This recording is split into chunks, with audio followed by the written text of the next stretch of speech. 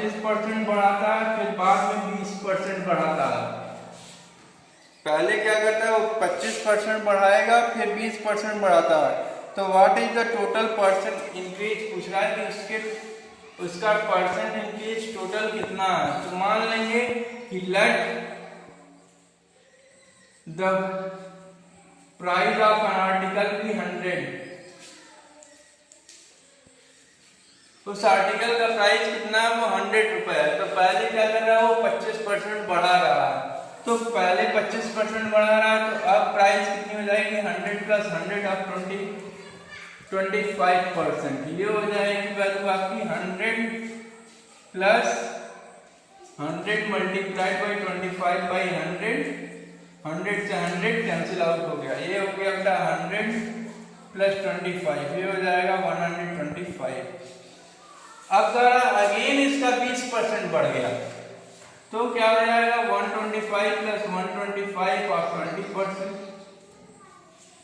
ये हो गया बेटा 125 plus 125 multiplied by 20 multi upon 100। 25 4 जा 25 5 जा 4 से 5 टाइम्स में 5 5 जा 25। ये हो गया 125 प्लस 25। फाइनल कितना आ गया, 150 रुपीज हो गया ये। नेक्स्ट अब करा परसेंट इंक्रीज कितना है, नेट टोटल परसेंट इंक्रीज। तो पहले इंक्रीज कितना किया बेटा, वो निकाल लेंगे। इंक्रीज अब हो गया 150, पहले कितना था 100, तो इंक्रीज कितना किया 50 रुपीज का। अब परसेंट इंक्रीज निकालेंगे, तो परसेंट इंक्रीज में इंक्रीज अपॉन ओरिजिनल वैल्यू कितना था, ओरिजिनल वैल्यू 100 माने थे अपॉन 100 मल्टीप्लाइड बाई 100। 100 से 100 खत्म, ये हो गया 50%। ये हो गया क्लियर। फिर से देख लीजिए, मान लेते हैं कर आता है एक शॉपकीपर पहले अपने प्राइस को, तो उसके प्राइस को 25% बढ़ाता है, बाद में 20% बढ़ाता है। फिर मान लेंगे लेट द प्राइस भी ₹100, तो उसका इसका 100 है, तो पहले 25% बढ़ा रहा है, तो हम पहले इसका 25% निकाल लेंगे, तो 125 आएगा। फिर इसके बाद करा 20% बढ़ाता है, तो 125 में हम उसका 20% निकाल के ऐड कर देंगे, 150 आ गया। अब नेट परसेंट इंक्रीज हमसे पूछ रहा है, तो नेट परसेंट इंक्रीज, तो इंक्रीज निकाल लेंगे, तो 150 अब हो गया, पहले 100 था, तो ये 50 रुपीज का इंक्रीज हो गया। अब परसेंट इंक्रीज निकालने के लिए 50 अपॉन 100 इंटू 100 करेंगे, तो आ गया 50%। इसी का एक शॉर्ट फॉर्म भी होता है बेटा, बाई ट्रिक आप कैसे इसको कैलकुलेट करते हो, जब दोनों चीज में इंक्रीज हो या डिक्रीज हो, या पहले इंक्रीज करे बाद में डिक्रीज करे। एक फॉर्मूला होता है x plus y plus x y by 100, ये आपको नेट इंक्रीज और डिक्रीज देगा। डायरेक्ट आपको नेट इंक्रीज दे देगा और नेट डिक्रीज देगा। इसको देखिए कैसे सॉल्व करेंगे। x की वैल्यू मान लेते हैं 25, और फिर कह रहा है कि बाद में 20% बढ़ता है, तो y की वैल्यू होगी 25, सॉरी y की वैल्यू होगी 20 प्लस एक्स वाई है, तो 25 इंटू 20 अपॉन 100, तो कैंसिल कर लेंगे। 20 से 5 टाइम्स में चला जाएगा, 5 से ये 5 टाइम्स में चला जाएगा। 20 प्लस 45 हो गया, प्लस ये 5 है, 45 प्लस 5 ये हो गया 50%। ये हो गया आपका आंसर। ये बाई ट्रिक से है कि कैसे इसको शॉर्ट फॉर्म में हमको सॉल्व करना है, इस तरह से हम इसका आंसर ले सकते हैं। मान लीजिए अगर यहाँ डिक्रीज होता, तो यहाँ पे डिक्रीज के लिए हम माइनस का साइन इस्तेमाल कर लिए। ओके, नेक्स्ट देखते हैं बेटा, हम लोग प्रेशर देना है कि इतना अमाउंट जो है वो 3 लोगों को डिवाइड करना है, सच दैट कह रहा है कि ए रिसीव्स 25% मोर देन सी। अगर ए ये है, ये कितना पाएगा, 25% मोर पाएगा, प्लस पाएगा सी से। सी से 25% अधिक पाएगा। अब कह रहा है सी रिसीव्स, और जो सी है ये कितना पाएगा, सी जो है वो बी से 25% कम पाएगा।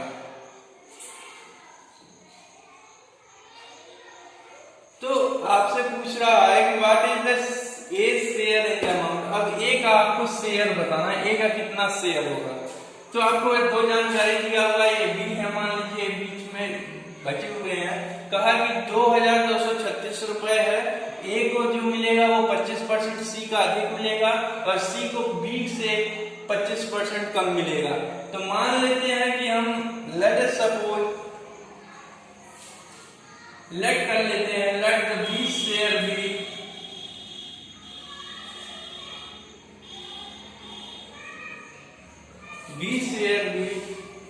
एक्स। मान लेते हैं कि वो बी का शेयर कितना है एक्स है, तो सी शेयर कितना हो जाएगा, सी का शेयर कितना हो जाएगा बेटा, बी से 25% कम है, that means x minus x of 25%। यही क्वेश्चन बनेगा बेटा, बी से 25% कम मतलब बी में से एक्स 25% उसका कम कर देंगे, तो ये आ जाएगा x minus x by 4 is equal to 3x by 4। इसका 25% निकालेंगे, x बाई 4 आएगा, इसमें ये हो गया सी का शेयर। अब सी का शेयर हो गया, अब ए का शेयर निकालेंगे, तो ए का शेयर क्या होगा, 25% ज्यादा है सी से, that mean 3x by 4 plus 3x by 25% of 3x by 4, तो ये हो जाएगा बेटा 3x बाई 4 प्लस 25% है ये, तो 25 by 100 multiplied by 3x by 4, 24 ये हो जाएगा 3x by 4 plus 3x by 16, ये हो जाएगा 3x बाई 16। इसको सॉल्व कर देंगे बेटा, 16 आ जाएगा, ये हो गया 12x प्लस 3x, ये हो गया 15x बाई 16। ये 15x बाई 16 हो गया, तो 15x बाई 16 जो है, अब ये पूछ रहा है कि 15x बाई 16 जो है ये a का शेयर हो गया। अब यहां से हम क्या करेंगे, अकॉर्डिंग टू क्वेश्चन जो अमाउंट है यही ना है आपका, तो सबको ऐड कर देंगे। According to question 15x by 16 plus b का शेयर x था प्लस c का शेयर कितना था 3x बाई 4, ये तीनों का शेयर मिला के ही ना 2236 के इक्वल होगा। तो अब क्या करेंगे, इनको हम एलसीएम मान रख के इसको सॉल्व कर देंगे, ये हो गया 15x plus 16x plus 12x is equal to 2236, then 31 और ये हो गया आपका 43x upon 16 is equal to 2236। x की वैल्यू कैलकुलेट करेंगे तो 2236 मल्टीप्लाइड बाई 16 अपॉन 43, ये 43 से डिवाइड होगा, इसको डिवाइड कर लेते हैं यहाँ पे, 2236 डिवाइडेड बाई 43, 5 टाइम जाएगा, 5 3 जा 15, 5 कैरी 1, 5 8 6 2 टाइम्स 52 टाइम्स में ये कैंसिल हो जाएगा इससे, 52 टाइम्स में, तो x की वैल्यू आ जाएगी 16 2 जा 32, 3 16 832 आ जाएगी इसकी वैल्यू।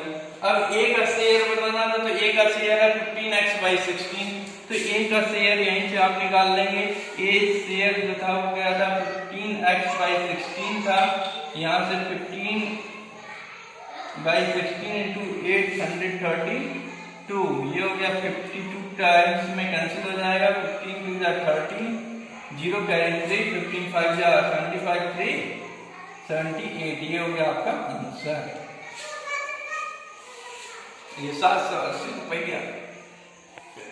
If the 75% skilled किसी भी कंपनी में 75% skilled वर्कर्स थे और 25 अनस्किल्ड नहीं दिया, तो आप जान रहे हैं कि जब 75 स्किल्ड थे तो अनस्किल्ड की संख्या कितनी थी, तो 25% अनस्किल्ड थे।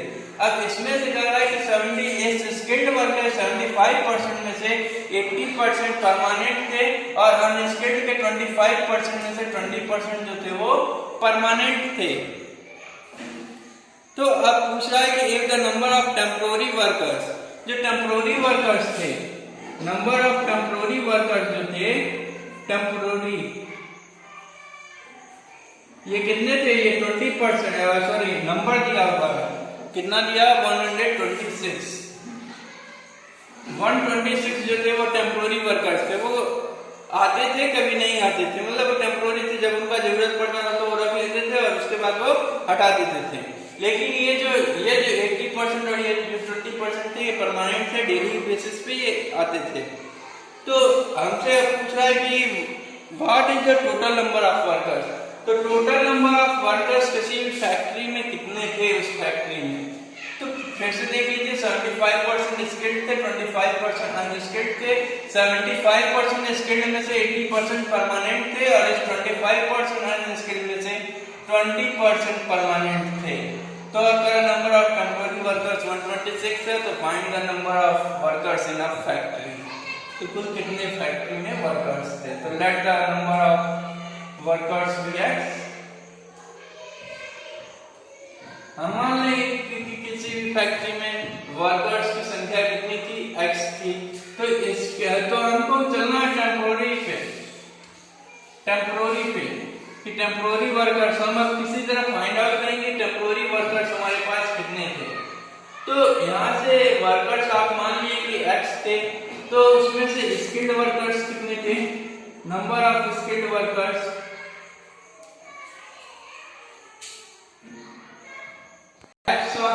75% क्या थे, स्किल्ड वर्कर्स थे। तो ये हो गया x = 75/100, ये थे 3x/4। अब अनस्किल्ड वर्कर्स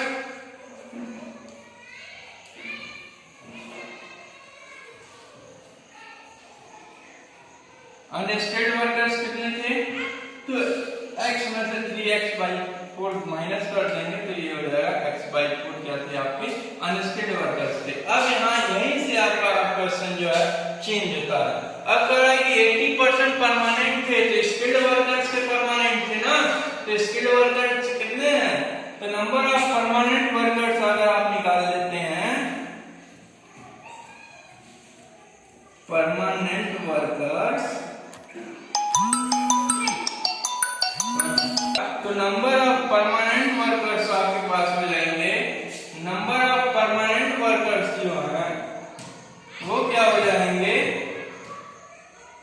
80% किसके, स्किल्ड वर्कर्स के, तो 80% of 3x/4 plus 20% of x/4, यही नंबर परमानेंट वर्कर्स आपके इस परमानेंट वर्कर्स थे। तो इसको आप सॉल्व कर लेंगे यहाँ पे, divide by 3x/4 plus 20/100 into x/4, ये हो जाएगा 2 4 जाए 2 5 जाए, 4 से 4 कैंसिल, 4 से ये 5 टाइम्स में, 5 से 20 टाइम्स में, तो ये हो गया 3x/5, 3x/5 प्लस x/20, ये कितना हो जाएगा, एलसीएम हो गया 20, ये हो गया 12x प्लस x, ये हो गया 13x/20।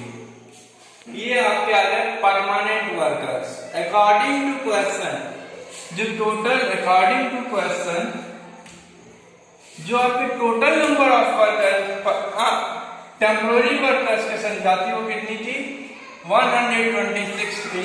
तो नंबर ऑफ टेम्पोररी वर्कर्स कैसे निकालेंगे, ये तो हो गया आपके परमानेंट वर्कर्स, तो टोटल में से जब आप परमानेंट वाले को माइनस कर देंगे तो टेम्पोररी वर्कर्स देगा, टेम्पोररी वर्कर्स कितने हैं, 126 हैं, यही आपका इक्वेशन बन गया, इसी को आप सॉल्व कर देंगे तो ये आ जाएगा 7x/20 is equal to 126, cancel करेंगे 7 से, 7 1 जा 7, 7 8 जा, x की वैल्यू आ जाएगी 18 इंटू 20, x की वैल्यू आ गई 360, यही इससे आपके परमानेंट वर्कर्स उस फैक्ट्री में टोटल नंबर ऑफ वर्कर्स उस फैक्ट्री में काम करने वाले। फिर से देख लेते हैं इस क्वेश्चन को। तो रवि जो है रवि जो था 30% मार्क्स पाया और कितने से फेल हो गया? 15 मार्क्स से फेल हो गया। तो क्योंकि जब इसमें 30% मार्क्स वो पाया था और 15 नंबर जब हम उसमें ऐड करेंगे तब जाकर उसका पासिंग मार्क बनेगा। ये था रवि की कंडीशन। दीपक की कंडीशन ये है कि दीपक ने 40% मार्क्स पाया है और 35 नंबर ज्यादा पाया किससे? पासिंग मार्क्स से। तो अगर इसमें से 35 नंबर माइनस करेंगे तब जाके ये पासिंग मार्क्स दोनों का बराबर हो जाएगा। क्लियर? फिर से समझ लीजिए, रवि ने 30% मार्क्स पाया, 15 नंबर से शॉर्ट हो गया, 15 नंबर उसका कम हो गया पासिंग से। तो अगर 15 नंबर अगर हम इसमें जोड़ देते तो पास हो जाता। और दीपक की कंडीशन ये कि वो 40% मार्क्स पाया और 35 नंबर ज्यादा पाया था पासिंग मार्क्स से। तो अगर 35 नंबर उसके में से माइनस कर देंगे तो उसका ये पासिंग मार्क के बराबर हो जाएगा। एक ये इक्वेशन बन गया है। मान लेते हैं लड्डा MMPX, मान लेंगे कि उसका MM total number of marks जो थे वो कितने के थे? X थे। तो MM कितना था? X था। तो रवि कितना, इसको अकॉर्डिंग टू क्वेश्चन जो होगा वो पासिंग मार्क कितने के बराबर होगा? ये दोनों बराबर होंगे आपके। तो 30% of x plus 15 is equal to 40% of x minus 35।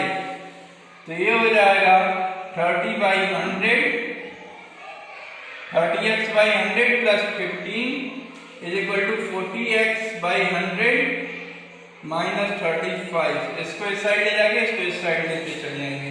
तो ये इस साइड जाएगा तो हो जाएगा 15 plus 35 is equal to 40x/100 minus 30x/100। ये हो जाएगा 50 is equal to 10x/100। x की वैल्यू निकालनी है तो 50 मल्टीप्लाइड बाई 100 अपॉन 10 कर देंगे। 10 से 10 खत्म, x की वैल्यू आ गई 500। x की वैल्यू आ गई 500।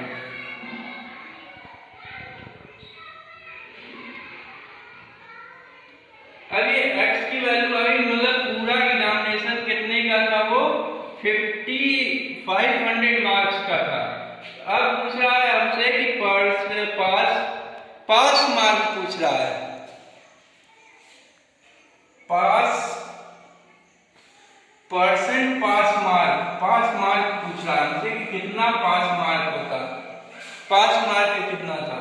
तो 30% यही ना पास मार्क था आपका, 30% ऑफ x प्लस 15। तो ये पास मार्क क्या हो जाएगा? 30% ऑफ x प्लस 15। ये हो जाएगा 30/100 मल्टीप्लाइड बाई x की वैल्यू है 500 प्लस 15।